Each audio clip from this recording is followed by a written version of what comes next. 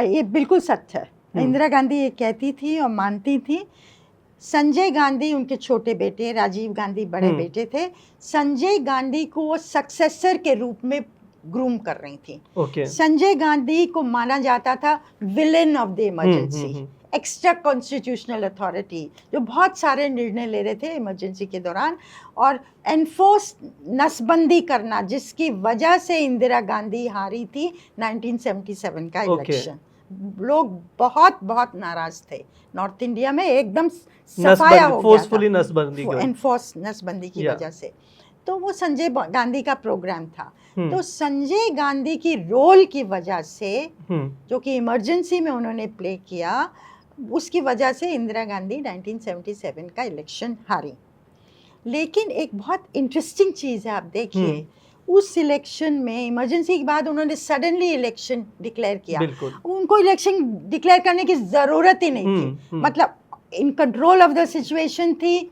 ऐसा कुछ नहीं था कि बाहर देशों से सैंक्शंस हैं, हालांकि थोड़ा क्रिटिसिज्म हुआ था बाहर के देशों में, लेकिन जो इलेक्शन हुआ इतना पावरफुल थी इन इमरजेंसी के बाद। वो election completely fair and free था।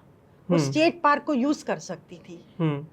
मतलब तानाशाह उनको बोला जाता था, लेकिन बिल्कुल नहीं। जनता पार्टी जब आई 298 सीट्स जीत के आई। और अपनी एलाइज के साथ, जहाँ तक मुझे याद है, 345, बहुत शानदार जीत थी, जो वो एक्सपेक्ट नहीं कर रही थी। लेकिन जब आई वापस, जब पावर में चली गई, पावर से बाहर चली गई, तो 2.5 साल के अंदर, 2.5 साल सिर्फ, शी बाउंस्ड बैक। दोबारा पावर में वो 1980 जनवरी में आई। बिल्कुल।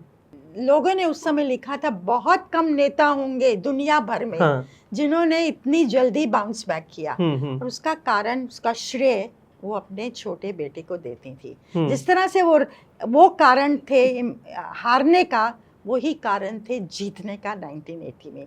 और किस तरह से उन्होंने स्ट्रैटेजी बनाई, ताम दाम दंड भेद, बिल्कुल, और क्या किया उन्होंने। मेरी किताब में इंदिरा गांधी के चैप्टर में मैंने इसी चीज़ को देखा है।